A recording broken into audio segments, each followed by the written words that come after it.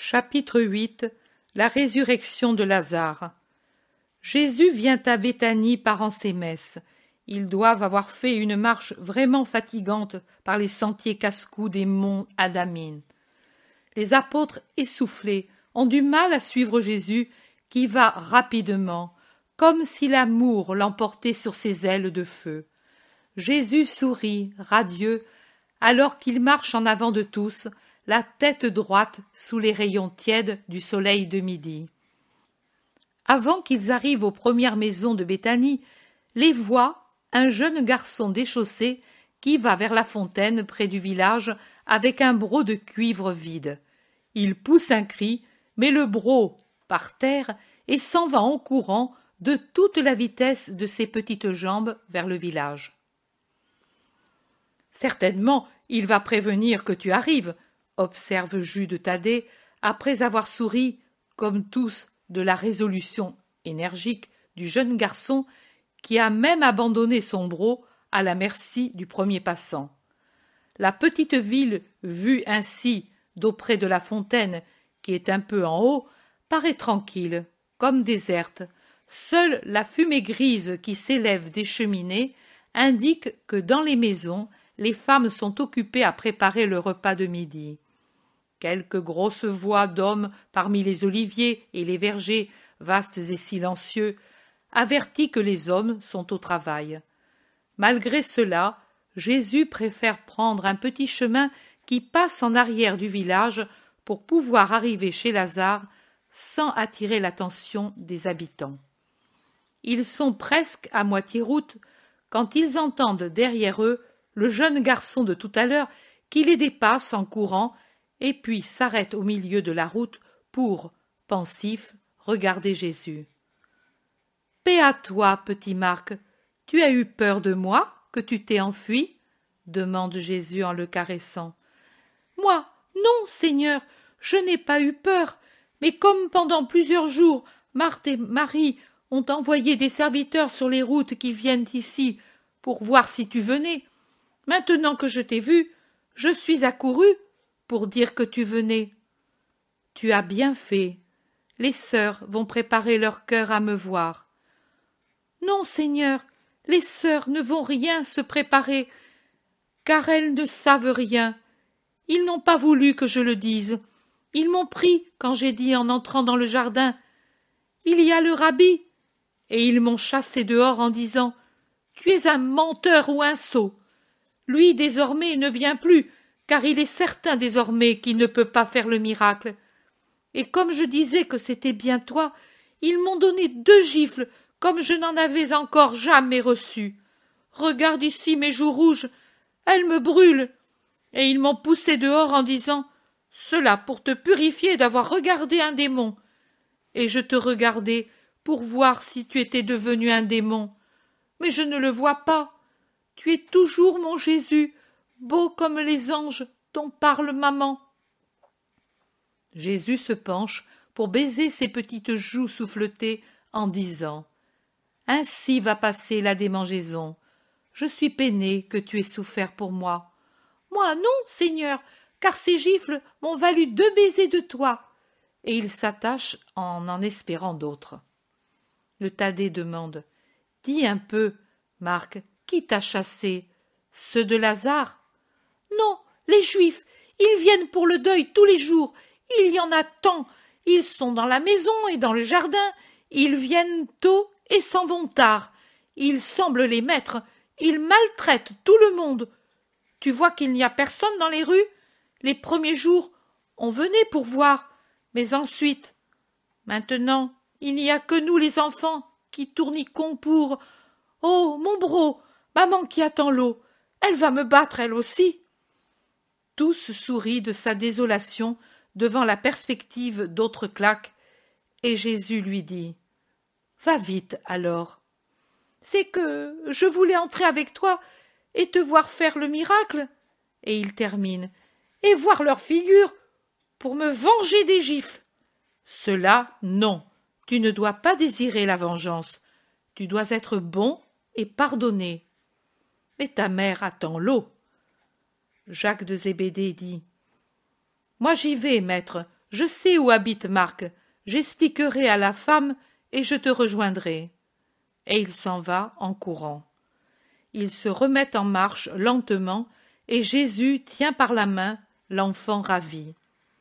Les voilà à la grille du jardin. Ils la suivent. De nombreuses montures y sont attachées, surveillées par les serviteurs de chaque propriétaire. Le chuchotement qui vient d'eux attire l'attention de quelques Juifs qui se tournent vers le portail ouvert juste au moment où Jésus pose le pied à la limite du jardin. « Le maître !» disent les premiers qui le voient, et ce mot court comme le bruissement du vent d'un groupe à l'autre, se propage, s'en va, comme une vague venue de loin, et qui se brise sur la rive jusque contre les murs de la maison et y pénètre, apporté certainement par de nombreux Juifs présents ou par quelques pharisiens, rabbis ou scribes ou sadducéens, répandus çà et là. Jésus y entre très lentement, alors que tous, tout en accourant de tous côtés, s'écartent du sentier où il marche. Et comme personne ne le salue, lui ne salue personne, comme s'il ne connaissait même pas un grand nombre de ceux qui sont rassemblés là pour le regarder, la colère et la haine dans les yeux, sauf un petit nombre qui sont secrètement ses disciples ou qui du moins ont le cœur droit et qui, s'ils ne l'aiment pas comme disciple, le respectent comme juste. De ce nombre sont Joseph, Nicodème, Jean, Éléazar, un autre Jean scribe vu à la multiplication des pains, et encore un autre Jean qui rassasia les gens à la descente de la montagne des béatitudes. Gamaliel avec son fils, Josué, Joachim, Manahan, le scribe Joël d'Abia, rencontré au Jourdain dans l'épisode de Sabéa, Joseph Barnabé, disciple de Gamaliel, Chouza, qui regarde Jésus de loin, un peu intimidé de le revoir après sa méprise, ou peut-être retenu par le respect humain, et n'osant pas s'avancer comme ami. Il est certain qu'il n'est salué ni par les amis, ni par ceux qui l'observent sans rancœur, ni par ses ennemis. Et Jésus ne salue pas. Il a seulement fait une vague inclination en mettant le pied dans l'allée. Puis il a continué tout droit, comme s'il était étranger à la foule nombreuse qui l'entoure. Le jeune garçon marche toujours à son côté, dans ses vêtements de petit paysan, avec ses pieds nus d'enfant pauvre, mais le visage lumineux de quelqu'un qui est en fête, avec ses petits yeux noirs, vifs, bien ouverts, pour tout voir et pour défier tout le monde. Marthe sort de la maison au milieu d'un groupe de Juifs venus pour rendre visite, et parmi lesquels se trouvent Elchias et Sadoc. De sa main, elle protège ses yeux las de pleurer, gênée par la lumière, pour voir où est Jésus. Elle le voit, elle se détache de ceux qui l'accompagnent et court vers Jésus à quelques pas du bassin rendu tout brillant par les rayons du soleil. Elle se jette aux pieds de Jésus après s'être inclinée, et elle les baise, et, en éclatant en sanglots, elle dit « Paix à toi, maître !»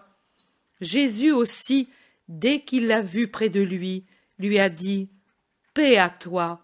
et il a levé la main pour la bénir, en laissant aller celle de l'enfant que Barthélemy a prise, tout en l'attirant un peu en arrière. Marthe poursuit « Mais il n'y a plus de paix pour ta servante !»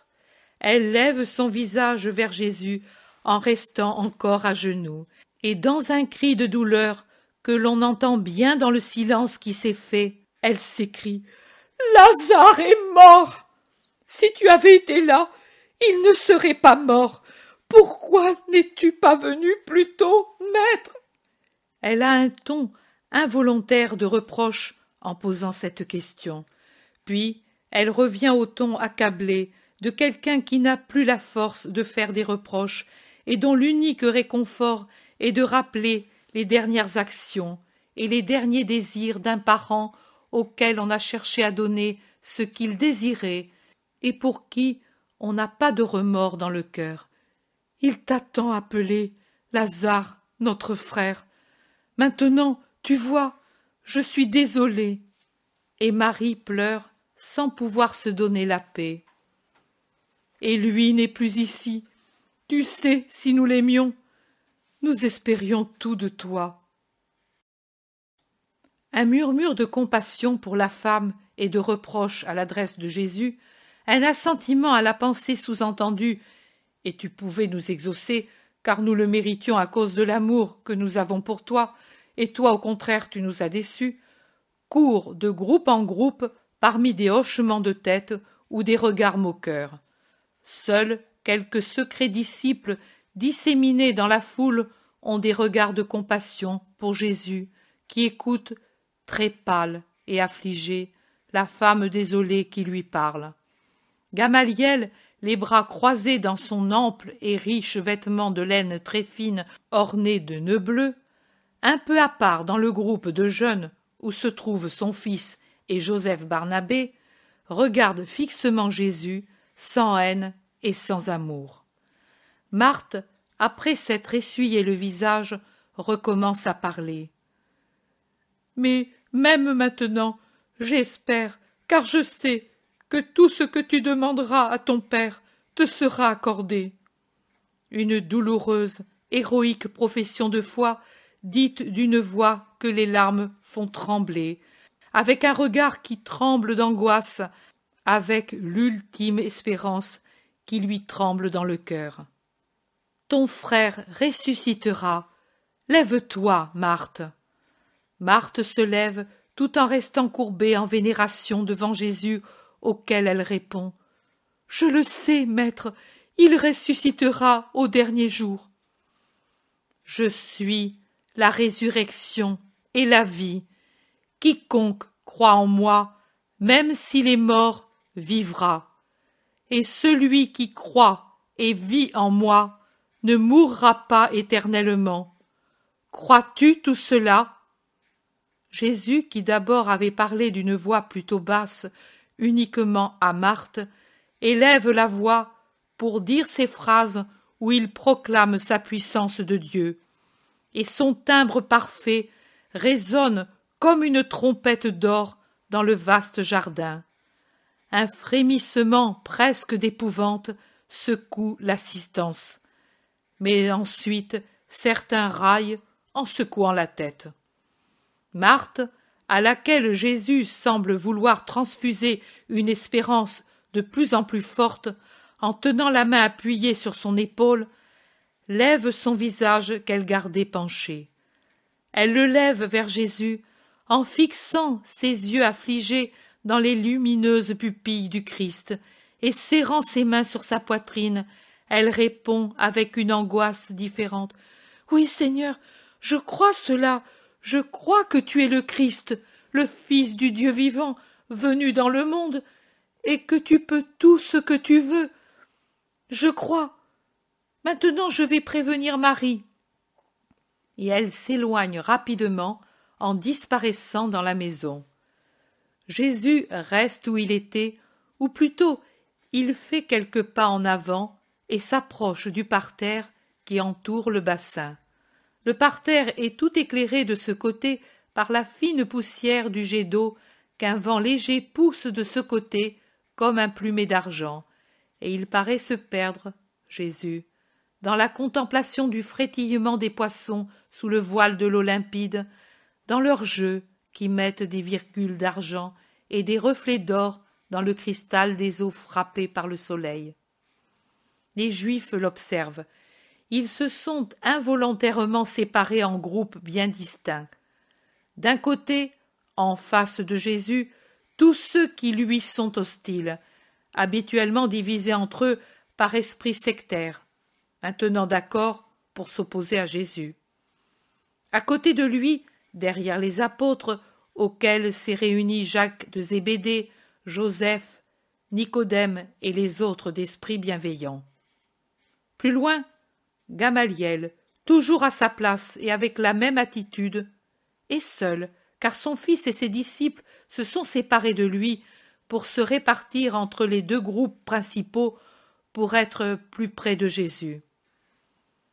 Avec son cri habituel « Rabboni !»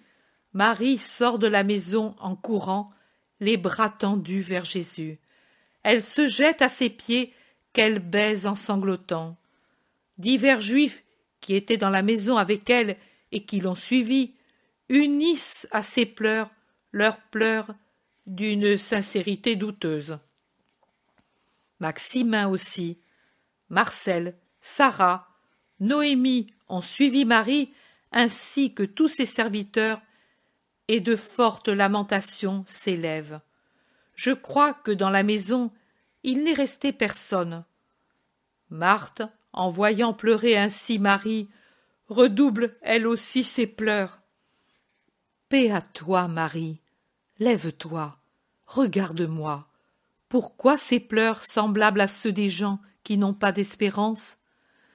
Jésus se penche pour dire doucement ces paroles, ses yeux dans les yeux de Marie, qui, restant à genoux, reposant sur ses talons, tend vers lui ses mains dans un geste d'invocation, et ne peut parler, tant elle sanglote. Ne t'ai-je pas dit d'espérer au-delà de ce qui est croyable pour voir la gloire de Dieu? Est-ce que par hasard ton maître est changé pour que tu aies raison d'être ainsi angoissée? Mais Marie ne recueille pas les mots qui veulent déjà la préparer à une joie trop forte après tant d'angoisse, et elle crie, finalement maîtresse de sa voix, « Ô Seigneur, pourquoi n'es-tu pas venu plus tôt? Pourquoi t'es-tu tellement éloigné de nous?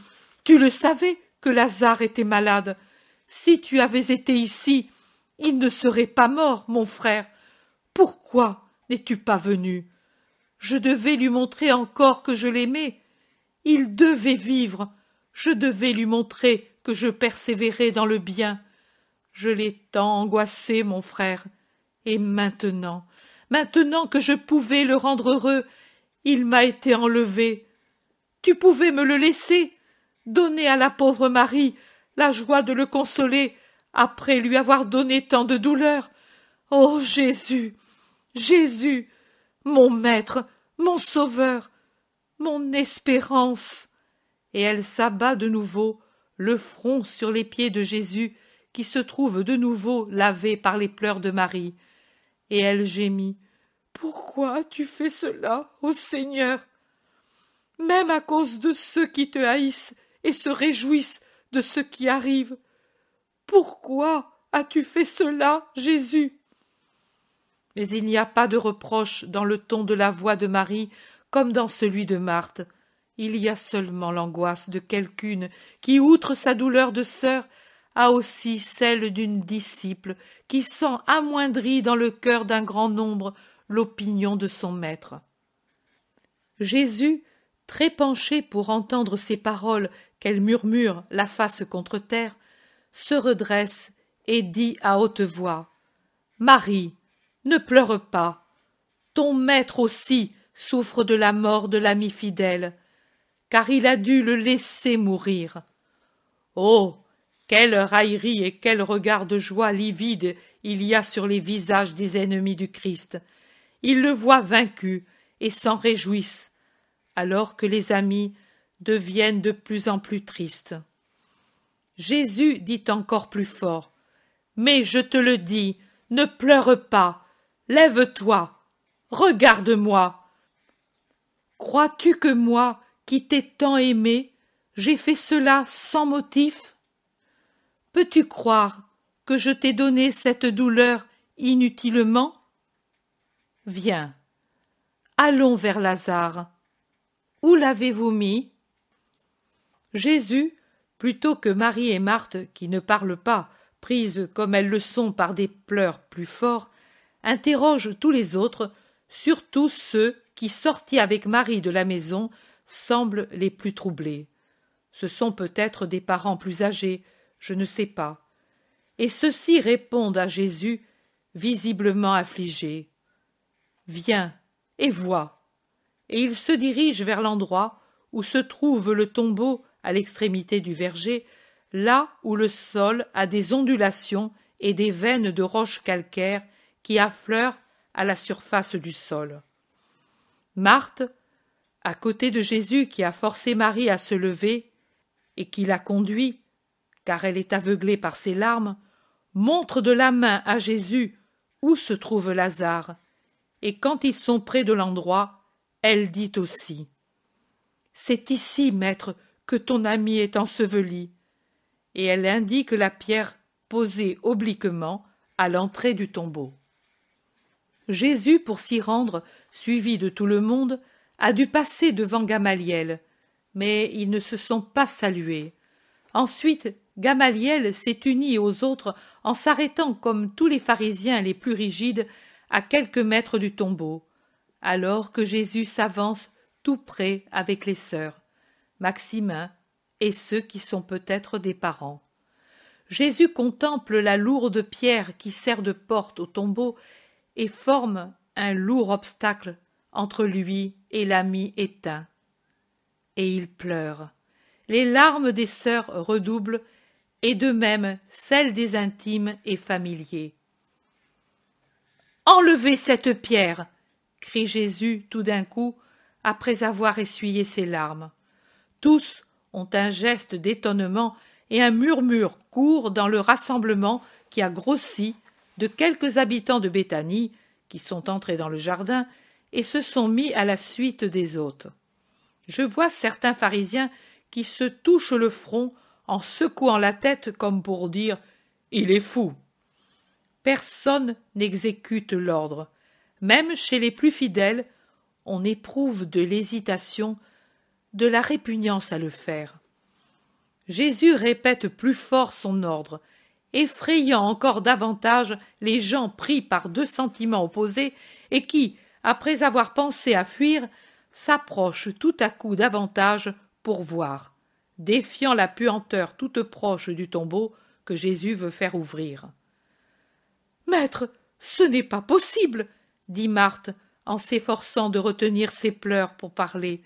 « Il y a déjà 4 jours qu'il est là-dessous, et tu sais de quel mal il est mort. Seul notre amour pouvait le soigner. Maintenant, la puanteur est certainement plus forte malgré les onguents. Que veux-tu voir?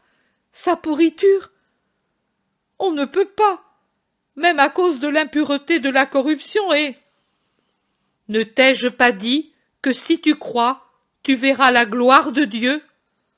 Enlevez cette pierre, je le veux. C'est un cri de volonté divine. Un « oh » étouffé sort de toutes les poitrines. Les visages deviennent blêmes. Certains tremblent comme s'il était passé sur tous un vent glacial de mort. Marthe fait un signe à Maximin et celui-ci ordonne au serviteur de prendre les outils pouvant servir à remuer la lourde pierre. Les serviteurs s'en vont rapidement pour revenir avec des pics et des leviers robustes. Ils travaillent en faisant entrer la pointe brillante des pics entre la roche et la pierre, et ensuite ils remplacent les pics par des leviers robustes, et enfin ils soulèvent avec attention la pierre en la faisant glisser d'un côté et en la traînant ensuite avec précaution contre la paroi rocheuse. Une puanteur infecte sort du sombre trou et fait reculer tout le monde. Marthe demande tout bas « Maître, tu veux y descendre? Si oui, il faut des torches. » Mais elle est livide à la pensée qu'il doit le faire. Jésus ne lui répond pas. Il lève les yeux vers le ciel, met ses bras en croix et prie d'une voix très forte, en scandant les mots « Père, je te remercie de m'avoir exaucé. Je le savais que tu m'exauces toujours, mais je le dis pour ceux qui sont présents ici, pour le peuple qui m'entoure, pour qu'ils croient en toi, en moi, et que tu m'as envoyé. » Il reste encore ainsi un moment, et il semble ravi en extase, tellement il est transfiguré, alors que, sans plus émettre aucun son, il dit des paroles secrètes de prière ou d'adoration. Je ne sais. Ce que je sais, c'est qu'il a tellement outrepassé l'humain qu'on ne peut le regarder sans se sentir le cœur trembler dans la poitrine. Il semble devenir lumière, en perdant son aspect corporel, se spiritualiser, grandir et même s'élever de terre, tout en gardant la couleur de ses cheveux, de ses yeux, de sa peau, de ses vêtements, au contraire de ce qui se passa à la transfiguration du Tabor, durant laquelle tout devint lumière et éclat éblouissant. Il paraît dégager de la lumière et que tout ce qui est de lui devient lumière. La lumière semble l'entourer d'un halo, en particulier son visage levé vers le ciel, certainement ravi dans la contemplation du Père. Il reste ainsi quelque temps, puis redevient lui, l'homme, mais d'une majesté puissante. Il s'avance jusqu'au seuil du tombeau, il déplace ses bras, que, jusqu'à ce moment, il avait gardés ouverts en croix, les paumes tournées vers le ciel, en avant, les paumes vers la terre, et par conséquent, les mains se trouvent déjà à l'intérieur du tunnel du tombeau, toutes blanches dans ce tunnel obscur. Il plonge le feu bleu de ses yeux, dont l'éclat miraculeux est aujourd'hui insoutenable dans cette obscurité muette, et d'une voix puissante, avec un cri plus fort que celui par lequel il commanda sur le lac au vent de tomber, d'une voix que je ne lui ai jamais entendue dans aucun miracle, il crie « Lazare, viens dehors !» L'écho répercute sa voix dans la cavité du tombeau et se répand ensuite à travers tout le jardin, se répercute contre les ondulations du terrain de Béthanie. Je crois qu'il s'en va jusqu'aux premiers escarpements, au-delà des champs, et revient de là, répété et amorti, comme un ordre qui ne peut faillir. Il est certain que de tous les côtés, on entend à nouveau « Dehors, dehors, dehors !» Tous éprouvent un frisson plus intense, et si la curiosité les cloue tous à leur place, les visages pâlissent et les yeux s'écarquillent, alors que les bouches s'entrouvent involontairement, avec déjà dans la gorge le cri de stupeur. Marthe, un peu en arrière et de côté, est comme fascinée en regardant Jésus. Marie tombe à genoux, elle qui ne s'est jamais écartée de son maître, elle tombe à genoux, au bord du tombeau, une main sur sa poitrine pour calmer les palpitations de son cœur, l'autre qui, inconsciemment et convulsivement, tient un pan du manteau de Jésus, et on se rend compte qu'elle tremble, car le manteau a de légères secousses imprimées par la main qui le tient. Quelque chose de blanc semble émerger du plus profond du souterrain. C'est d'abord une petite ligne convexe, puis elle fait place à une forme ovale, puis à l'ovale se substituent des lignes plus amples, plus longues, de plus en plus longues, et celui qui était mort, serré dans ses bandes, avance lentement, toujours plus visible, fantomatique, impressionnant. Jésus recule, recule insensiblement, mais continuellement, à mesure que Lazare avance. La distance entre les deux reste donc la même. Marie est contrainte de lâcher le pan du manteau, mais elle ne bouge pas de l'endroit où elle est. La joie, l'émotion, tout la cloue à l'endroit où elle était.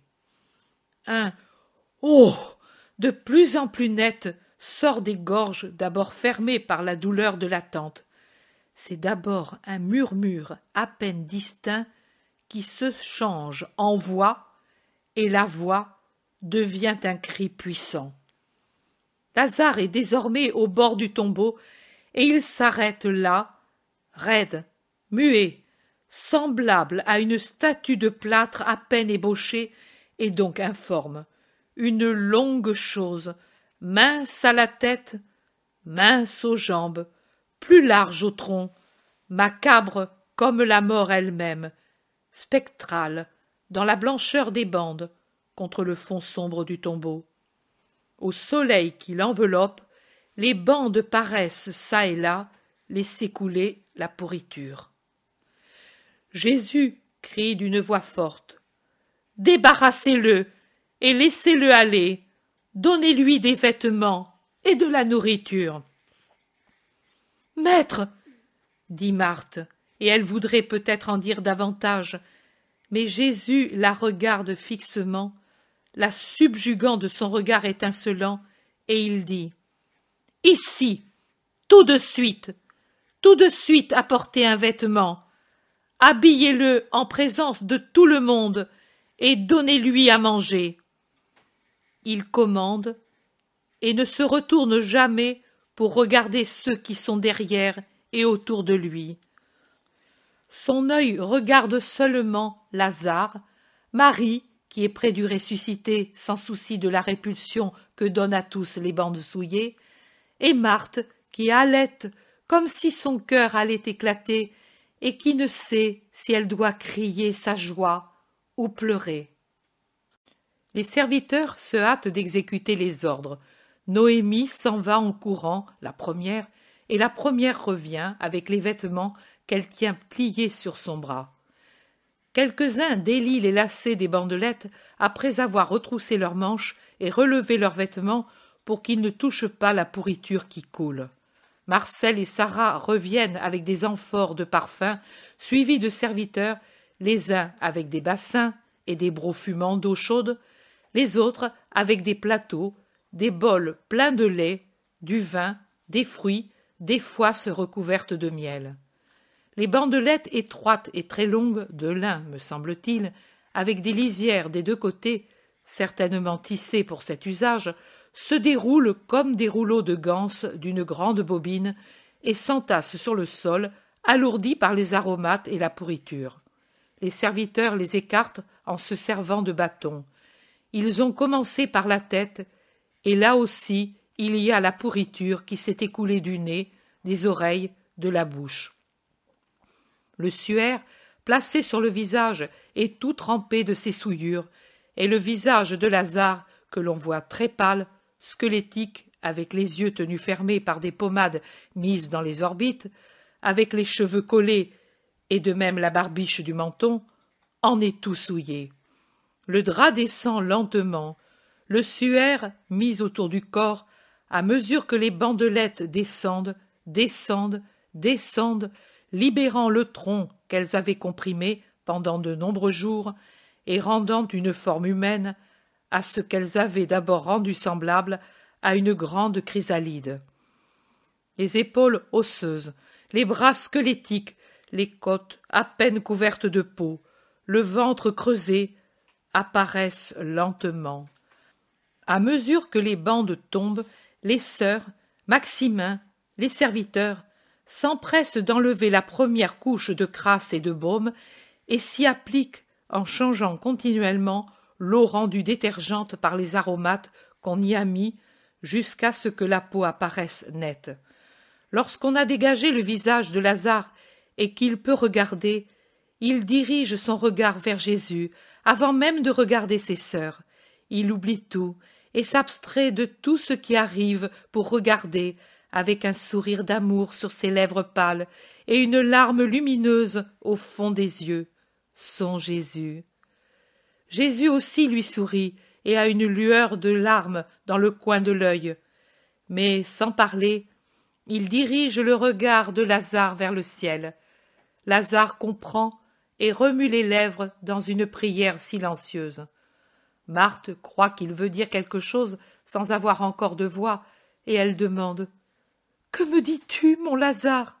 « Rien, Marthe, je remerciais le Très-Haut. » La prononciation est assurée, la voix forte. Les gens poussent de nouveau un « Oh !» étonné. Désormais ils l'ont dégagé jusqu'aux hanches, libéré et propre, et ils peuvent le revêtir de la tunique courte, une sorte de chemisette qui dépasse l'aine pour retomber sur les cuisses. On le fait asseoir pour dégager ses jambes et les laver. Quand elles apparaissent, Marthe et Marie poussent un grand cri en montrant les jambes et les bandelettes. Sur les bandelettes qui serraient les jambes et sur le suaire posé par-dessous, les écoulements purulents sont si abondants qu'ils forment des grosses gouttes sur les toiles. Mais les jambes, visiblement, sont tout à fait cicatrisées. Seules les cicatrices rouges bleuâtres indiquent où elles étaient gangrénées. Tous les gens crient plus fort leur étonnement. Jésus sourit, et aussi Lazare, qui regarde un instant ses jambes guéries, puis s'abstrait de nouveau pour regarder Jésus. Il semble ne pouvoir se rassasier de le voir. Les Juifs, pharisiens, sadducéens, scribes, rabbis s'approchent avec précaution pour ne pas souiller leurs vêtements. Ils regardent de tout près Lazare, ils regardent de tout près Jésus, mais ni Lazare ni Jésus ne s'occupent d'eux. Ils se regardent et tout le reste est inexistant. Voilà que l'on met les sandales à Lazare. Il se lève agile, sûr de lui. Il prend le vêtement que Marthe lui présente et l'enfile tout seul, lie sa ceinture, ajuste les plis. Le voilà, maigre et pâle, mais semblable à tout le monde. Il se lave encore les mains et les bras jusqu'au coude après avoir retroussé ses manches, et puis, avec une nouvelle eau, il se lave de nouveau le visage et la tête jusqu'à ce qu'il se sente tout à fait net. Il essuie ses cheveux et son visage, rend la serviette au serviteur et va tout droit vers Jésus. Il se prosterne, lui baise les pieds. Jésus se penche, le relève, le serre contre son cœur en lui disant « Bien revenu, mon ami, que la paix soit avec toi et la joie. Vis pour accomplir ton heureuse destinée. Lève ton visage pour que je te donne le baiser de salutation. » Il dépose un baiser sur les joues et Lazare lui rend son baiser. C'est seulement après avoir vénéré et embrassé le maître que Lazare parle à ses sœurs et les embrasse. Puis il embrasse Maximin et Noémie qui pleurent de joie, et certains autres dont je crois qu'ils lui sont apparentés ou amis très intimes. Puis il embrasse Joseph, Nicodème, Simon le Zélote et quelques autres. Jésus va personnellement trouver un serviteur qui a sur les bras un plateau avec de la nourriture, et il prend une fouasse avec du miel, une pomme, une coupe de vin, et il offre le tout à Lazare, après les avoir offerts et bénis, pour qu'il se restaure. Et Lazare mange avec l'appétit de quelqu'un qui se porte bien. Tout le monde pousse encore un « oh » d'étonnement. Jésus semble ne voir que Lazare, mais en réalité, il observe tout et tout le monde. Voyant qu'avec des gestes de colère, Sadoc, avec Elchias, Canania, Félix, Doras et Cornélius et d'autres sont sur le point de s'éloigner, il dit à haute voix « Attends un moment, Sadoc, j'ai un mot à te dire, à toi et aux tiens. » Il s'arrête avec une figure de criminel. Joseph d'Arimathie fait un geste effaré et fait signe aux zélotes de retenir Jésus. Mais lui est déjà en train d'aller vers le groupe haineux, et il dit à haute voix « Est-ce que cela te suffit, Sadoc, ce que tu as vu? Tu m'as dit un jour que pour croire tu avais besoin, toi et tes pareils, de voir recomposer, en bonne santé, un homme décomposé. Es-tu rassasié de la putréfaction que tu as vue? Es-tu capable de reconnaître que Lazare était mort et que maintenant il est vivant et sain comme il ne l'était pas depuis des années? Je le sais, vous êtes venus ici pour les tenter, pour mettre en eux plus de douleur et le doute. Vous êtes venus ici pour me chercher, espérant me trouver caché dans la pièce du mourant. Vous êtes venus ici, non par un sentiment d'amour et le désir d'honorer celui qui s'était éteint, mais pour vous assurer que Lazare était réellement mort, et vous avez continué de venir, vous réjouissant toujours plus à mesure que le temps passait.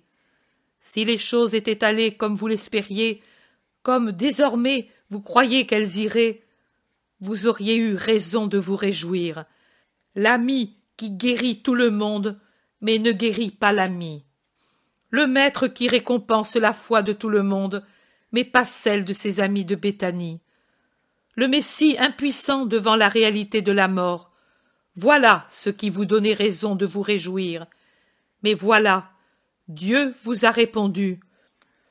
Nul prophète n'a jamais pu rassembler ce qui était décomposé, en plus que mort. Dieu l'a fait. Voilà le témoignage vivant de ce que je suis. Il y eut un jour où Dieu prit de la boue, lui donna une forme et y insuffla l'esprit de vie, et ce fut l'homme. J'y étais pour dire que l'on fasse l'homme à notre image et à notre ressemblance, car je suis le Verbe du Père. Aujourd'hui, moi, le Verbe, j'ai dit à ce qui était encore moins que de la boue, à la corruption, vis, et la corruption s'est faite de nouveau chair, une chair intègre, vivante, palpitante. La voici qui vous regarde, et à la chair j'ai réuni l'esprit qui gisait depuis des jours dans le sein d'Abraham. Je l'ai rappelé par ma volonté, car je puis tout, moi, le vivant, moi, le roi des rois, auquel sont soumises toutes les créatures et toutes les choses. Maintenant, que me répondez-vous? Il est devant eux, grand, fulgurant de majesté, vraiment juge et Dieu. Ils ne répondent pas. Lui insiste. Ce n'est pas encore assez pour croire, pour accepter l'inéluctable? Sadoc dit. Tu n'as tenu qu'une partie de la promesse, ce n'est pas le signe de Jonas. Vous aurez aussi celui-là, j'ai promis, et je tiendrai ma promesse, dit le Seigneur. Un autre présent ici attend un autre signe, et il aura. Et comme c'est injuste, il l'acceptera. Vous, non. Vous resterez ce que vous êtes. Il fait un demi-tour sur lui-même, et il voit Simon, le Sanédriste, fils d'Eliana. Il le fixe. Il laisse de côté ceux de tout à l'heure, et, arrivé en face de lui, il lui dit, à voix basse, mais nette, « C'est heureux pour toi que Lazare ne se rappelle pas son séjour parmi les morts. Qu'as-tu fait de ton père, Caïn ?» Simon s'enfuit en poussant un cri de peur qui se change en un hurlement de malédiction. « Sois maudit, Nazaréen !» À laquelle Jésus répond, « Ta malédiction monte vers le ciel, et du ciel le Très-Haut te la renvoie. Tu es marqué du signe, ô malheureux !» Il revient en arrière parmi les groupes étonnés, presque effrayés. Il rencontre Gamaliel qui se dirige vers la route. Il le regarde et Gamaliel le regarde. Jésus lui dit sans s'arrêter, « Tiens-toi prêt, ô Rabbi, le signe viendra bientôt, je ne mens jamais. » Le jardin se vide lentement. Les Juifs sont abasourdis, mais la plupart giclent de la colère par tous leurs pores. Si leur regard pouvait le réduire en cendres, Jésus serait complètement pulvérisé. Ils parlent, discutent entre eux en s'en allant, si bouleversés maintenant par leur défaite qu'ils ne peuvent plus cacher sous une apparence hypocrite d'amitié le but de leur présence à cet endroit. Ils s'en vont sans saluer ni Lazare ni ses sœurs. Il reste en arrière certains qui ont été conquis au Seigneur par le miracle. Parmi eux se trouve Joseph Barnabé, qui se jette à genoux devant Jésus et l'adore.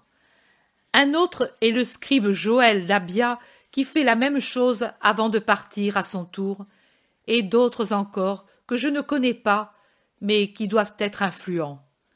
Pendant ce temps, Lazare, entouré de ses plus intimes, s'est retiré dans la maison.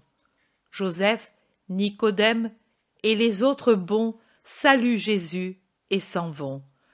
Partent avec de profondes salutations les Juifs qui étaient restés auprès de Marthe et Marie. Les serviteurs ferment la grille. La maison redevient tranquille. Jésus regarde autour de lui. Il voit de la fumée et des flammes au fond du jardin, dans la direction du tombeau.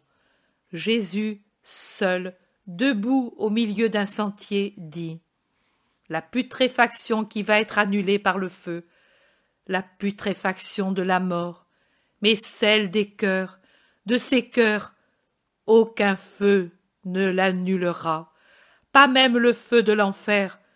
Elle sera éternelle. Quelle horreur! Plus que la mort, plus que la corruption. Mais qui te sauvera, ô humanité, si tu aimes tant d'être corrompu? Tu veux être corrompu, et moi j'ai arraché au tombeau un homme par une seule parole. Et avec un flot de paroles et de douleurs, je ne pourrai arracher au péché l'homme, les hommes, des millions d'hommes. Il s'assoit et avec ses mains se couvre le visage, accablé. Un serviteur qui passe le voit. Il va à la maison. Peu après, Marie sort de la maison. Elle va trouver Jésus, légère, comme si elle ne touchait pas le sol. Elle s'approche, lui dit doucement « Rabboni, tu es là, viens, ô mon Seigneur.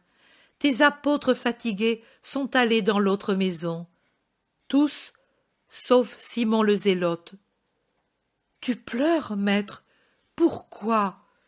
Elle s'agenouille aux pieds de Jésus, l'observe. Jésus la regarde, il ne répond pas. Il se lève et se dirige vers la maison, suivi de Marie. Ils entrent dans une salle. Lazare n'y est pas, ni non plus le Zélote, mais il y a Marthe, heureuse, transfigurée par la joie. Elle s'adresse à Jésus pour expliquer « Lazare est allé au bain pour se purifier encore. Ô maître, maître, que te dire ?» Elle l'adore de toute elle-même. Elle remarque la tristesse de Jésus et elle dit « Tu es triste, Seigneur? Tu n'es pas heureux que Lazare ?» Il lui vient un soupçon. « Oh, tu es réservé avec moi. J'ai péché, c'est vrai. » Marie dit « Nous avons péché, ma sœur. »« Non, pas toi. Oh, maître, Marie n'a pas péché. Marie a su obéir. Moi seule ai désobéi. Je t'ai envoyé appeler parce que je ne pouvais plus les entendre insinuer que tu n'étais pas le Messie, le Seigneur. Et je ne pouvais plus le voir souffrir. Lazare te désirait tant, il t'appelait tant. Pardonne-moi, Jésus. » « Et toi, tu ne parles pas, Marie ?» demande Jésus. « Maître, moi, je n'ai souffert alors que comme femme. Je souffrais parce que... Marthe, jure ici, devant le Maître, que jamais, jamais tu ne parleras à Lazare de son délire. Mon Maître, je t'ai connu tout à fait, ô divine miséricorde, dans les dernières heures de Lazare. Oh, mon Dieu, mais comme tu m'as aimé, toi qui m'as pardonné, toi, Dieu, toi, pur, toi, si mon frère qui pourtant m'aime, mais qui est homme, seulement homme, au fond de son cœur, ne m'a pas tout pardonné. Non, je m'exprime mal, il n'a pas oublié mon passé, et quand la faiblesse de la mort a émoussé en lui sa bonté que je croyais oublieuse du passé, il a crié sa douleur, son indignation pour moi. Oh, Marie pleure. Ne pleure pas, Marie. Dieu t'a pardonné et a oublié. L'âme de Lazare aussi a pardonné et a oublié, a voulu oublier. L'homme n'a pas pu tout oublier, et quand la chair a dominé par son dernier spasme la volonté affaiblie, l'homme a parlé. Je n'en éprouve pas d'indignation, Seigneur. Cela m'a servi à t'aimer davantage et à aimer encore plus Lazare. Dès lors, moi aussi je t'ai désiré, car j'étais trop angoissée de penser que Lazare était mort sans paix à cause de moi. Et ensuite, quand je t'ai vu méprisé par les Juifs, quand j'ai vu que tu ne venais pas, même après la mort, pas même après que je t'avais obéi en espérant au-delà de ce qui est croyable, en espérant jusqu'à ce que le tombeau s'ouvre, alors mon esprit aussi a souffert.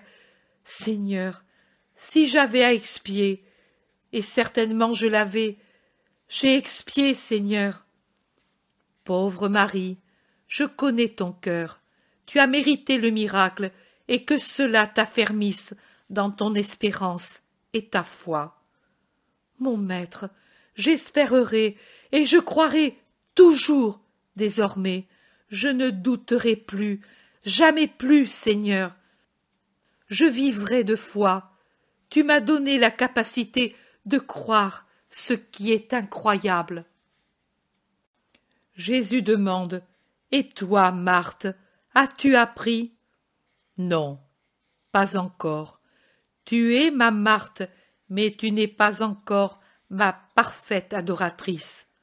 Pourquoi agis-tu au lieu de contempler? C'est plus sain, tu vois? Ta force, parce qu'elle était trop tournée vers les choses terrestres, a cédé à la constatation de faits terrestres qui semblent parfois sans remède. En vérité, les choses humaines n'ont pas de remède si Dieu n'intervient pas. La créature, à cause de cela, a besoin de savoir croire et contempler, d'aimer jusqu'au bout des forces de l'homme tout entier, avec sa pensée, son âme, sa chair, son sang, et avec toutes les forces de l'homme. Je le répète. Je te veux forte, Marthe, je te veux parfaite. Tu n'as pas su obéir parce que tu n'as pas su croire et espérer complètement, et tu n'as pas su croire et espérer parce que tu n'as pas su aimer totalement. Mais moi, je t'en absous, je te pardonne, Marthe. J'ai ressuscité Lazare aujourd'hui. Maintenant, je te donne un cœur plus fort. À lui, j'ai rendu la vie. À toi, j'infuse la force d'aimer, croire et espérer parfaitement. Maintenant, soyez heureuse et en paix. Pardonnez à ceux qui vous ont offensé ces jours-ci. Marie dit: Seigneur, en cela j'ai péché. Il y a un instant, j'ai dit au vieux Canania qui t'avait méprisé les autres jours: Qui a triomphé? Toi ou Dieu? Ton mépris ou ma foi? Le Christ est le vivant, et il est la vérité. Moi je savais que sa gloire aurait resplendi plus grande. Et toi, vieillard, refais ton âme, si tu ne veux pas connaître la mort. Tu as bien parlé, mais ne discute pas avec les méchants, Marie, et pardonne. Pardonne si tu veux m'imiter. Voici Lazare, j'entends sa voix. En effet, Lazare rentre, vêtu à neuf et bien rasé, bien peigné, et la chevelure parfumée. Avec lui se trouvent Maximin et le zélote. Maître! Lazare s'agenouille encore pour l'adorer. Jésus lui met la main sur la tête et sourit en disant: L'épreuve est surmontée, mon ami, pour toi et pour tes sœurs. Maintenant, soyez heureux et forts pour servir le Seigneur. Que te rappelles-tu, ami, du passé? Je veux parler de tes derniers moments. Un grand désir de te voir et une grande paix au milieu de l'amour des sœurs. Et qu'est-ce qui t'affligeait le plus de quitter, en mourant? Toi, Seigneur, et mes sœurs, toi, parce que je ne pouvais plus te servir, elles, parce qu'elles m'ont donné toute joie. Marie soupire. Oh, moi, frère. Lazare dit, toi, plus que Marthe, tu m'as donné Jésus et la mesure de ce qu'est Jésus, et Jésus t'a donné à moi. Tu es le don de Dieu, Marie. Tu le disais aussi en mourant, dit Marie, et elle étudie le visage de son frère. Parce que c'est ma constante pensée. Mais moi, je t'ai donné tant de douleur. La maladie aussi m'a donné de la douleur, mais par elle, j'espère avoir expié les fautes du vieux Lazare et d'être ressuscité, purifié, pour être digne de Dieu. Toi et moi, tous deux ressuscités pour servir le Seigneur, et Marthe au milieu de nous, elle qui fut toujours la paix de la maison. Jésus dit, « Tu l'entends, Marie ?» Lazare dit des paroles de sagesse et de vérité. Maintenant, je me retire et vous laisse à votre joie. Non, Seigneur, reste avec nous, ici, reste à Béthanie et dans ma maison, ce sera beau. Je resterai, je veux te récompenser de tout ce que tu as souffert. Marthe, ne sois pas triste. Marthe pense m'avoir affligée, mais ma peine n'est pas autant pour vous que pour ceux qui ne veulent pas se racheter. Eux haïssent de plus en plus, ils ont le venin dans le cœur. Eh bien, pardonnons. Pardonnons, Seigneur, dit Lazare avec son doux sourire, et sur cette parole, tout prend fin. Jésus dit, on peut mettre ici la dictée du 23 mars 1944 pour le commentaire de la résurrection de Lazare. En marge de la résurrection de Lazare et en rapport avec une phrase de saint Jean. Jésus dit, dans l'évangile de Jean, comme on le lit désormais depuis des siècles, il est écrit « Jésus n'était pas encore entré dans le village de Béthanie. » Jean, chapitre 9, verset 30. Pour prévenir toutes objections possibles, je fais remarquer que, entre cette phrase et celle de l'œuvre, que je rencontrai Marthe à quelques pas du bassin dans le jardin de Lazare, il n'y a pas de contradiction de fait, mais seulement de traduction et de description. Béthanie appartenait pour les 3/4 à Lazare, de même que Jérusalem lui appartenait en grande partie. Mais parlons de Béthanie. Comme elle appartenait pour les 3/4 à Lazare, on pouvait dire Béthanie de Lazare. Par conséquent, le texte ne serait pas erroné, même si j'avais rencontré Marthe dans le village ou à la fontaine, comme certains veulent dire. Mais en réalité, je n'étais pas entré dans le village pour éviter qu'accourent les Béthanites, tous hostiles aux gens du Sanhédrin. J'étais passé en arrière de Béthanie pour rejoindre la maison de Lazare, qui était à l'extrémité opposée pour qui entrait à Béthanie par Ansémès. Justement pour cela, Jean dit que Jésus n'était pas encore entré dans le village, et avec autant de justesse, le petit Jean dit que je m'étais arrêté près du bassin, fontaine pour les Hébreux, déjà dans le jardin de Lazare, mais encore très loin de la maison. Que l'on considère en outre que, durant le temps du deuil et de l'impureté, ce n'était pas encore le 7e jour après la mort, les sœurs ne sortaient pas de la maison. C'est donc dans l'enceinte de leur propriété qu'est arrivée la rencontre. Notez que le petit Jean parle de la venue des Béthanites dans le jardin, seulement quand déjà j'ordonne d'enlever la pierre. Auparavant, Béthanie ne savait pas que j'étais à Béthanie, et c'est seulement quand le bruit s'en est répandu qu'ils sont accourus chez Lazare.